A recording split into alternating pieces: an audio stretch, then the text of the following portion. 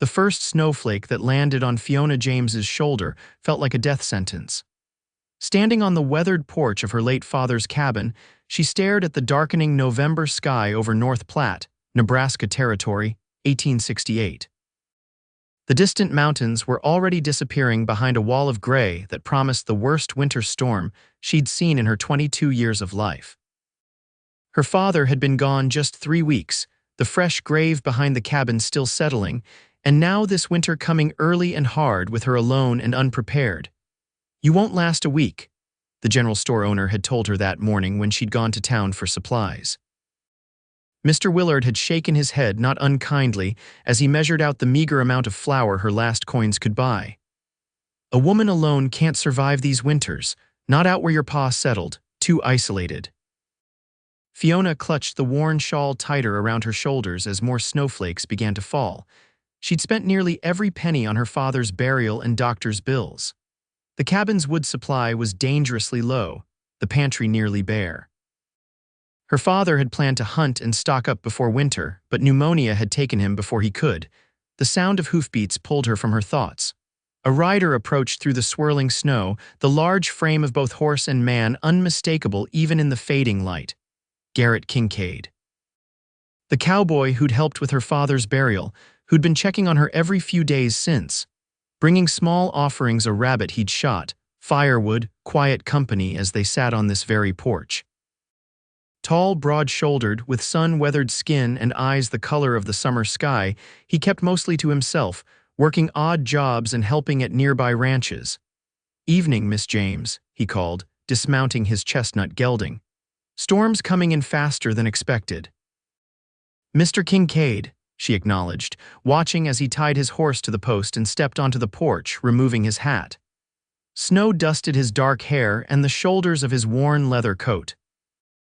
"You're not ready," he said bluntly, looking past her to the cabin, his eyes taking in the insufficient woodpile, the thin smoke from the chimney.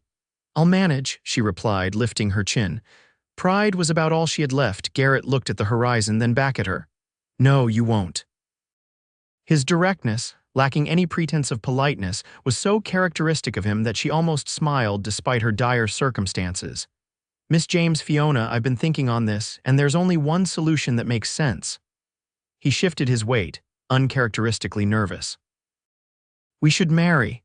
The proposal landed between them like a stone dropped in still water. Fiona stared at him, certain she'd misheard. "Marry," she repeated. "Yes, today, before the storm hits."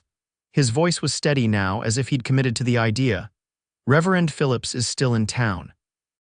We can be there and back before the worst hits. Mr. Kincaid, have you lost your mind? We barely know each other.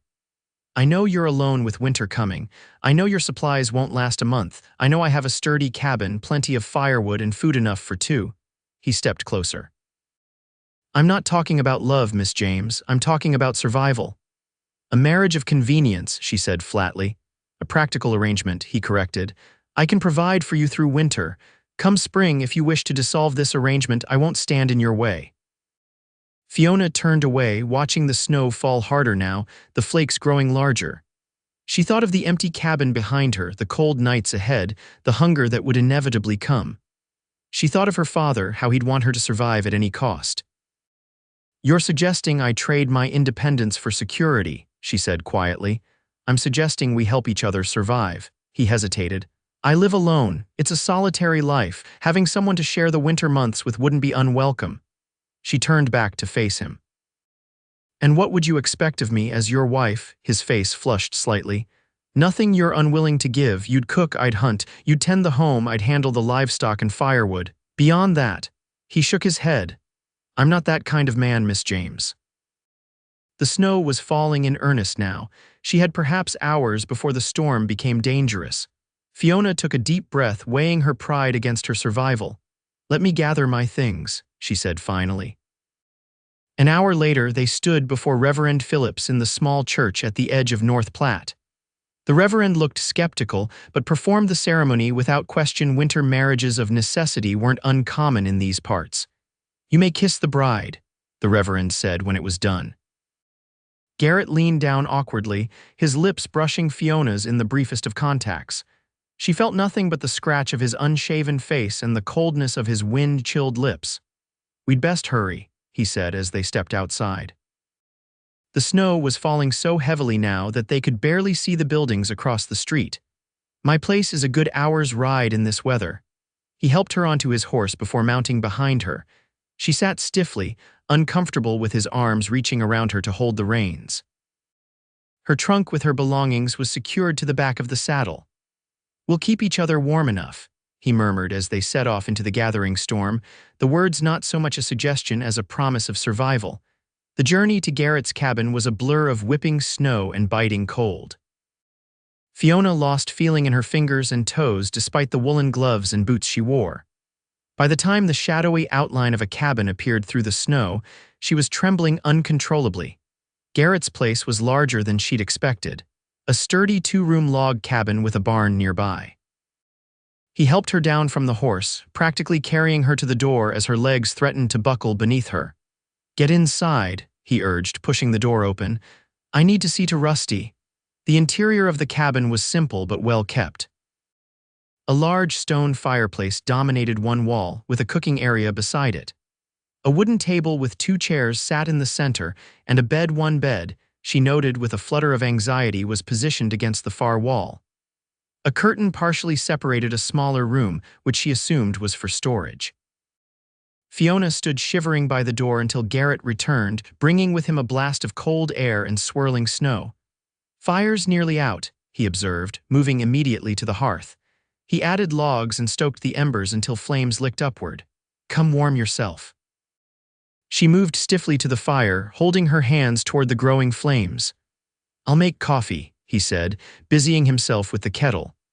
An awkward silence fell between them, broken only by the howl of wind outside and the crackle of the fire. "I'll sleep by the fire," he said suddenly, as if reading her thoughts. "You can have the bed." Fiona nodded, relieved. "Thank you. Are you hungry? I've got stew from yesterday." "Yes, please," she replied, realizing she hadn't eaten since morning. They ate in silence, the hot stew reviving her. When they finished, Garrett showed her where he kept the supplies, the extra blankets, his small collection of books. "It's not much," he said, almost apologetically. "It's more than I had," she replied honestly. That night, lying in his bed, surrounded by the unfamiliar scent of him leather, pine, and something indefinably male, Fiona listened to the storm rage outside and wondered what she'd done. Married a virtual stranger out of desperation, given up her independence. Yet as she heard Garrett shift on his bedroll near the fire, she had to admit there was comfort in not being alone as the wind howled like a hungry wolf at the door. The first week of marriage passed in awkward politeness. Garrett rose before dawn each day, tended to his small herd of cattle and 2 horses, chopped wood, and handled repairs around the property. Fiona cooked, cleaned, and tried to make herself useful. They spoke little, eating their meals in companionable silence before Garrett would read by the fire and Fiona would mend or knit. The storm raged for 3 days before breaking, leaving behind snowdrifts taller than a man in some places. Garrett dug paths to the barn and the well, creating a small, navigable world for them. On the 8th day, as Fiona was making bread, Garrett came in from outside, his breath visible in the cold air that rushed in with him. "Storm's coming again," he announced, stomping snow from his boots.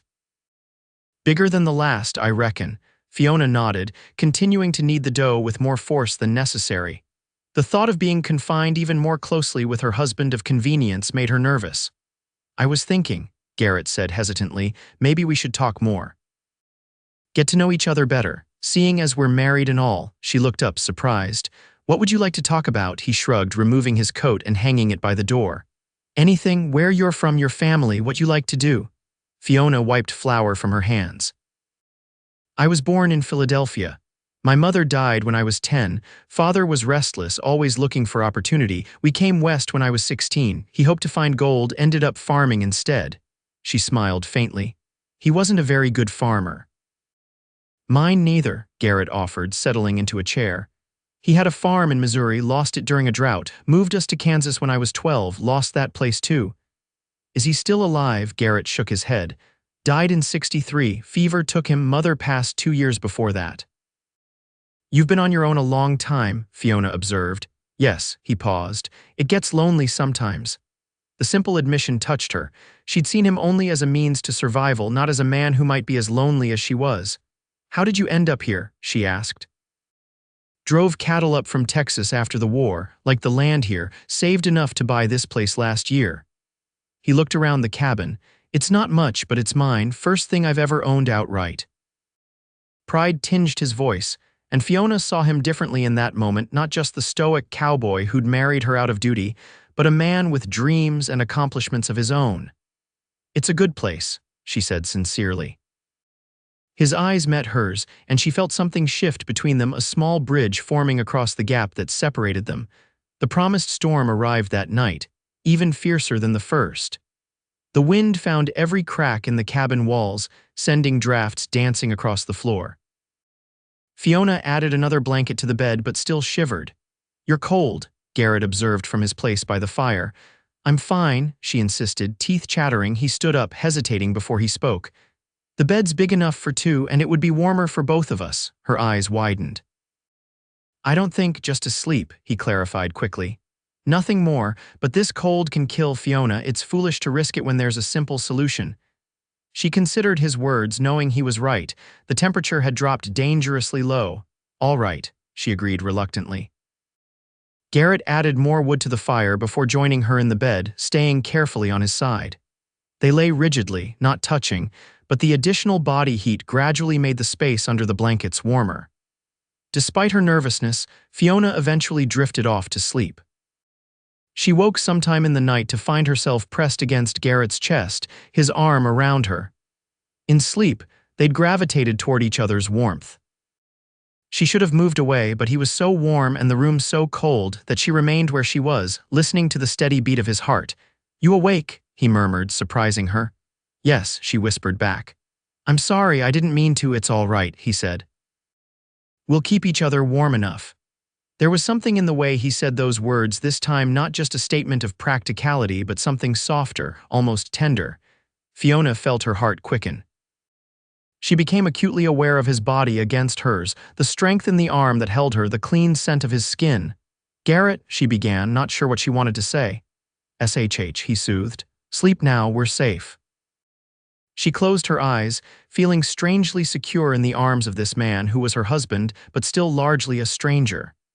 That night marked a turning point. They continued to share the bed, always beginning the night on separate sides but inevitably finding each other in sleep.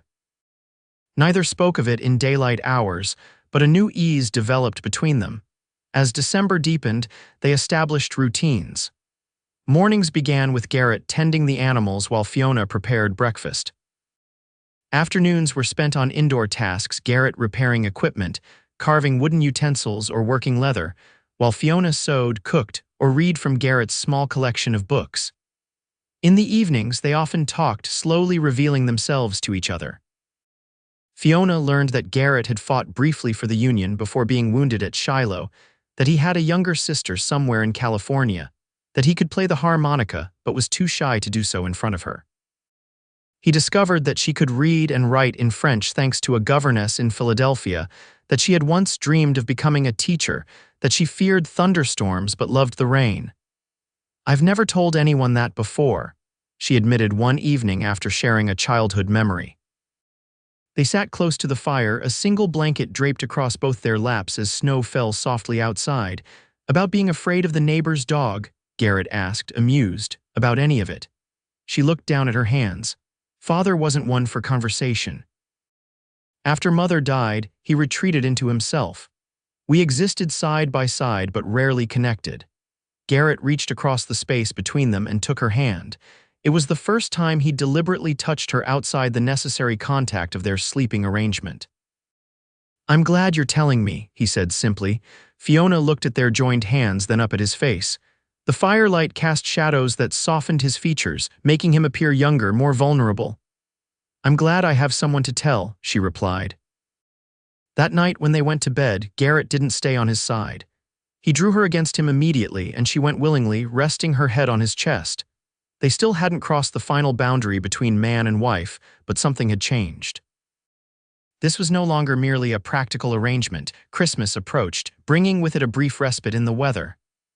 The sky cleared to a brilliant blue, and though the snow remained deep, the bitter wind calmed.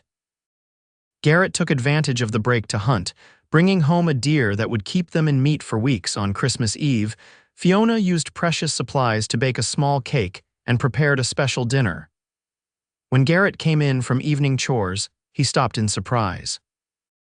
She had cleaned the cabin thoroughly and decorated it with pine branches and red berries he hadn't known she'd been collecting and drying. "What's all this?" he asked, a smile playing at his lips. "It's Christmas Eve," she replied. "I thought we should celebrate." He disappeared outside again, returning moments later with something hidden behind his back. "I have something for you," he said, suddenly shy. "It's not much, but—" He handed her a small wooden box. Inside, nestled on a scrap of fabric, was a delicate carving of a rose. "You made this?" she asked, touching the detailed petals with gentle fingers. "Been working on it when you weren't looking," he admitted. "Do you like it?" "It's beautiful," she said, emotion welling in her throat. "I didn't get you anything." "You're here," he said simply. "That's gift enough." The words hung between them, laden with meaning neither was ready to fully acknowledge. Fiona placed the carving carefully on the mantel, then turned back to him. "Dinner's ready," she said, blinking back unexpected tears. They ate by candlelight, talking and laughing more freely than ever before. Garrett told stories of cattle drives and the characters he'd met along the trails. Fiona shared tales of Philadelphia society that made him chuckle at the absurdity of it all. After dinner, Garrett surprised her by retrieving a harmonica from his trunk. "Would you like to hear something?" he asked, uncharacteristically hesitant. "I'd love to," she replied warmly. He played Silent Night, the haunting melody filling their small cabin. Fiona watched his face as he played, the concentration in his brow, the way his eyes closed as he lost himself in the music. When he finished, she was crying silently. "That was beautiful," she whispered. "My mother taught me," he said, setting the harmonica aside. "She loved Christmas music." Fiona moved to sit beside him on the bench. "Thank you for sharing it with me." They sat in comfortable silence for a moment, shoulders touching.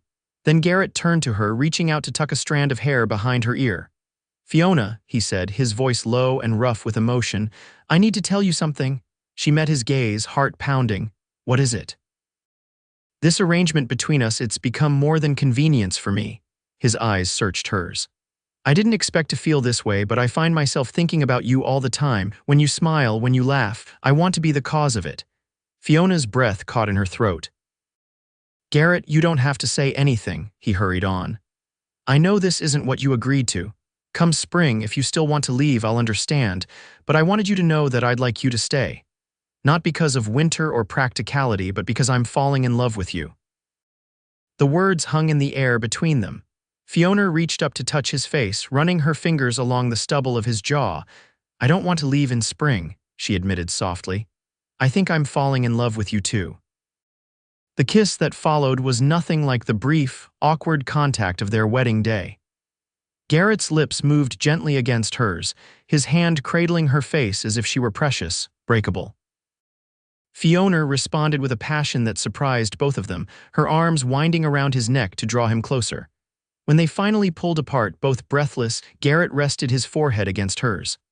"I've wanted to do that for weeks," he confessed. "Why didn't you?" she asked. "I was afraid." "Afraid you'd think I was taking advantage. Afraid you were just tolerating me until spring." Fiona shook her head, smiling. "I'm not just tolerating you." That night they came together as husband and wife for the first time.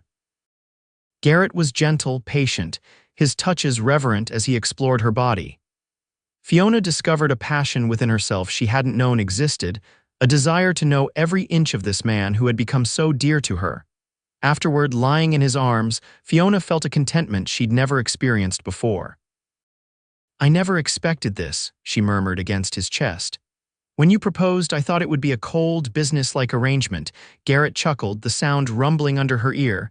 "So did I. Never thought I'd find love in the middle of a winter storm. Do you regret it?" "Marrying me out of duty," he tightened his arms around her. "Not for a single moment. Best decision I ever made." The weeks that followed were the happiest of Fiona's life. Their physical relationship deepened their emotional bond, and the cabin no longer felt like a place of confinement but a sanctuary of joy. They talked of the future of spring planting, of improvements to the cabin, of children they might have someday. January brought a devastating blizzard that raged for 3 days. They lost one of the cattle despite Garrett's best efforts, and the chicken coop's roof partially collapsed under the weight of snow. Through it all, they worked together, their partnership stronger for the challenges they faced. In the calm after the storm, Garrett struggled to dig paths through snow that reached well above his waist. Fiona insisted on helping despite his protests, and together they cleared enough space for him to reach the animals and for her to access the well. "We make a good team," he observed as they stood surveying their work, both breathing hard, clouds of vapor hanging in the freezing air. "Yes, we do," she agreed, leaning against him. "I'm glad I'm not alone this winter." He wrapped an arm around her shoulders. "You'll never be alone again if I have any say in it." February brought illness. Fiona woke one morning with fever and chills that quickly worsened. Garrett nursed her desperately, fear etched in his face as he remembered his father's death from fever. He melted snow for cool compresses, brewed willow bark tea, and held her through the worst of the chills. "Don't leave me," he whispered when her fever peaked, his voice breaking. "Please, Fiona, I can't lose you now." In her delirium, she clung to his voice, using it as an anchor to pull herself back from the brink. After 3 terrifying days, her fever broke, leaving her weak but recovering. "I thought I might lose you," Garrett admitted as she sat up in bed for the first time, sipping broth he'd prepared. "You can't get rid of me that easily," she teased weakly. "We have too many plans for spring." Relief washed over his features. "Yes, we do, and you're going to rest until you're strong enough to help me with them." Her recovery was slow but steady. Garrett was attentive, insisting she rest while he took on all the household tasks in addition to his outside work. By the end of February, she was fully recovered, her brush with death having only strengthened their bond. March brought the first tentative signs of spring longer days, occasional thaws that revealed patches of earth, the return of birdsong. Garrett began preparations for spring planting, discussing his plans with Fiona, who contributed ideas from her father's failed farming attempts lessons learned the hard way. "I was thinking," Garrett said one evening as they sat by the fire, now kept burning more for comfort than necessity as the temperatures gradually rose, "that part of the south field would make good garden space. The soil's better there and it's protected from the worst winds." "That would be perfect," Fiona agreed. "I can grow vegetables, maybe some herbs and flowers too." "Flowers?" he asked, raising an eyebrow. She smiled, slightly embarrassed. "I miss having beautiful things around, not that this isn't beautiful," she added quickly, gesturing to their home. "But a few flowers would brighten things up." Garrett considered this, then nodded. "Flowers it is, whatever makes you happy." "You make me happy," she said simply. He pulled her into his lap, kissing her deeply. "And you make me happier than I ever thought possible." As April approached and the snow began to melt in earnest, revealing the muddy, reborn earth beneath, Fiona realized something she'd been suspecting for weeks. Her monthly cycles, always regular, had not come since January. One morning, as Garrett prepared to ride into North Platte for supplies now that the roads were passable, Fiona decided to share her suspicion. "Garrett," she began, nervousness making her voice quaver slightly, "I have something to tell you." He turned from saddling his horse, concern immediately crossing his features. "What is it? Are you feeling ill again?" "No, not ill exactly." She took a deep breath. "I think I believe I'm with child." Garrett froze, his hand stilling on the saddle strap. For a moment he didn't move, didn't speak, and Fiona felt a flutter of anxiety. Then he was crossing the space between them in 2 long strides, lifting her off her feet and spinning her around, his face transformed by joy. "A baby, we're having a baby." His enthusiasm banished her nervousness. She laughed as he set her down gently. "Yes, I think so. It's too early to be completely certain, but all the signs are there." Garrett placed a hand reverently on her still flat stomach. "A child," he said wonderingly, "our child. Are you happy?" She asked, though his reaction had made the answer obvious. "Happy doesn't begin to describe it," he replied, his voice thick with emotion. "When I asked you to marry me, I never imagined." He shook his head, overwhelmed. "Thank you. For what?" "For saying yes, for staying. For giving me everything I never knew I wanted." His trip to town took on new purpose, not just supplies, but information about the nearest doctor, items they might need for a baby, news to share with acquaintances who would be surprised to learn not only of their winter marriage, but of the child to come. While he was gone, Fiona stood on the porch of the cabin their home looking out at the land as it awakened from winter's grip. The pasture where cattle now grazed, the fields where they would plant crops, the small stream that bubbled with melting snow, all of it represented the life they would build together. She placed a hand on her stomach, thinking of the child growing within her. A child conceived in winter, but who would be born in the abundance of autumn. A child who would know love from the beginning, with two parents who had found each other against all odds. When Garrett returned that evening, he brought not just supplies but a small package wrapped in brown paper. "What's this?" Fiona asked as he handed it to her. "Open it," he urged, an excited gleam in his eyes. Inside was a tiny pair of knitted booties, clearly purchased from one of the women in town who sold such items. They were white with small blue and pink ribbons threaded through the tops. "They're perfect," she said, touching the soft yarn gently. "Our baby's first gift." Garrett sat beside her, putting his arm around her shoulders. "I got something else too," he said, pulling a small envelope from his pocket. He handed it to her almost shyly. Inside were flower seeds of various kinds, carefully labeled: marigold, sunflower, daisy, wild rose. "For your garden," he explained. "Mrs. Peterson at the general store helped me choose ones that would grow well here." Tears sprang to Fiona's eyes at the thoughtfulness of the gift. "Oh, Garrett, I want our child to grow up with beautiful things," he said simply, "just like their mother." As April turned to May and the land fully awakened from winter's grip, Garrett and Fiona worked side by side to prepare the fields and build the garden. They expanded the chicken coop, repaired the damage from winter storms, and began construction on a small addition to the cabin, a room for the baby and any future children they might have. The town doctor confirmed Fiona's pregnancy and estimated the baby would arrive in late September or early October. The news spread quickly through North Platte and the surrounding farms. What had begun as a practical arrangement to survive the harsh winter had become a love story that captivated their neighbors. "Did you ever imagine this would be your life?" Fiona asked one evening as they sat on the porch, watching the sunset paint the sky in brilliant oranges and pinks. Her hand rested on her slightly rounded belly, Garrett's larger one covering it protectively. "Never," he admitted. "I thought I'd always be alone, didn't think I deserved more than that." And now he looked at her, his eyes soft with love. "Now I can't imagine any life but this one with you." She leaned against him, content. "When you said we'd keep each other warm enough, you had no idea how right you would be." Garrett laughed, the sound rich and full.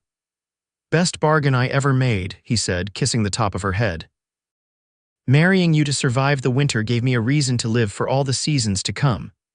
As summer bloomed around them, Fiona's garden flourished, the flowers creating a riot of color against the rustic cabin.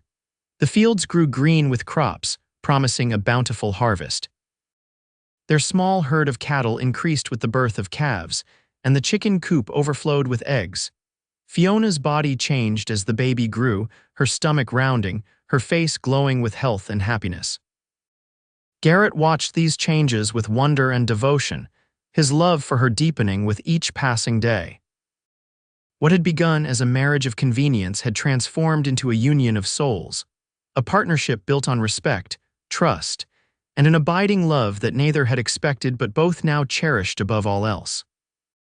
By September, the cabin's new room was complete, furnished with a small cradle Garrett had carved during the long winter evenings, blankets Fiona had sewn from fabric purchased on Garrett's spring trips to town, and a rocking chair traded from a neighbor for a portion of their harvest. On a warm evening in early October, as the leaves began to turn to gold and red, Fiona's labor began. Garrett rode frantically for the midwife in town, returning with the experienced woman just as things intensified. Through the long night, Garrett paced outside the bedroom, listening to Fiona's cries with growing anxiety. The midwife occasionally emerged to reassure him or to request more hot water or clean linens. "First babies often take their time," she told him gently. "Your wife is strong, have faith." As dawn broke over the eastern horizon, painting the sky in delicate pink and gold, A new cry joined the chorus of morning birdsong, the lusty wail of their newborn son. Garrett burst into the room at the midwife's call, finding Fiona tired but radiant, a small bundle cradled in her arms. "Meet your son," she said, her voice tremulous with exhaustion and joy. Garrett approached the bed cautiously, overwhelmed by the sight of the tiny, perfect face nestled against Fiona's breast. The baby had a shock of dark hair like his father's, and when he briefly opened his eyes, Fiona's clear blue gaze. "He's beautiful," Garrett whispered, sitting carefully on the edge of the bed, just like his mother. "Would you like to hold him?" Fiona asked. With trembling hands, Garrett accepted the swaddled infant, cradling him with a tenderness that made Fiona's heart swell. The baby squirmed slightly, then settled against his father's chest, one tiny fist escaping the blanket. "What shall we call him?" Garrett asked, unable to take his eyes off his son's face. "I was thinking Thomas after my father," Fiona suggested. "Thomas Garrett Kincaid." "It's perfect," Garrett agreed, his voice thick with emotion. "Welcome to the world, Thomas Garrett Kincaid." He looked up at Fiona, his eyes shining with unshed tears. "Thank you for this gift, for everything." She reached out to take his hand, forming a circle with their son between them. "Thank you for asking me to marry you last November, for saving my life." "We saved each other," he corrected gently. The midwife slipped quietly from the room, leaving the new family to their private joy. Through the window, the autumn sun rose higher, casting golden light across the bed where Garrett now sat beside Fiona, their son sleeping peacefully between them. Outside, the land prepared for another winter, the cycle of seasons continuing its eternal dance. But within the walls of their cabin, warmed by love rather than just fire, winter held no fear. They had found in each other not just warmth for their bodies, but for their souls, a love born of necessity but grown into something far more powerful, more enduring than either could have imagined when snow first began to fall on that fateful November day. As the years passed, the Kincaid family thrived. Thomas was joined by two sisters, Emma Rose and Sarah Grace. The small cabin expanded again to accommodate their growing family. The land yielded bountiful harvests, and their herd increased steadily, providing a comfortable living. Fiona's garden became famous throughout the county, with people traveling miles to see the riot of colors she coaxed from the Nebraska soil. She began to sell seeds and cuttings, eventually opening a small nursery that became her own source of pride and income. Garrett, no longer the solitary cowboy, became a respected rancher and community leader, helping newcomers adapt to the harsh but rewarding life on the frontier. Together, they weathered droughts and blizzards, boom years and lean ones, always finding strength in each other and the love that had grown from that first desperate winter. On their 10th anniversary, as they sat on the porch of their now substantial home watching their children play in the yard, Garrett took Fiona's hand in his. "Do you ever think about what would have happened if I hadn't proposed that day?" he asked. Fiona squeezed his hand. "I wouldn't have survived that winter alone," she said simply. "You saved my life with that proposal." "And you saved mine by accepting," he replied, raising her hand to his lips. "Best bargain I ever made, marrying you to keep warm through winter." She leaned against his shoulder, contentment filling her heart as she watched Thomas teaching his younger sisters how to lasso a fence post, their laughter carrying on the autumn breeze. "We did keep each other warm enough," she murmured, repeating the words he'd spoken so long ago. "Through that winter and every one since." Garrett wrapped his arm around her shoulders, pulling her close. "And we always will," he promised, his voice as steady and true as it had been on the day they wed. Above them, the October sky stretched blue and limitless, promising winter would come again, as it always did. But now, instead of fear, the approach of the season brought anticipation of long evenings by the fire, of children's laughter echoing in the warm house, of nights spent in each other's arms. What had begun as a desperate measure to survive had become the foundation of a life richer and more fulfilling than either Fiona or Garrett could have imagined that snowy day when fate and necessity brought them together. A marriage of convenience had transformed into a love story for the ages, one that would be told and retold through generations of Kincaids, a testament to the truth that sometimes the most beautiful beginnings can come from the harshest seasons.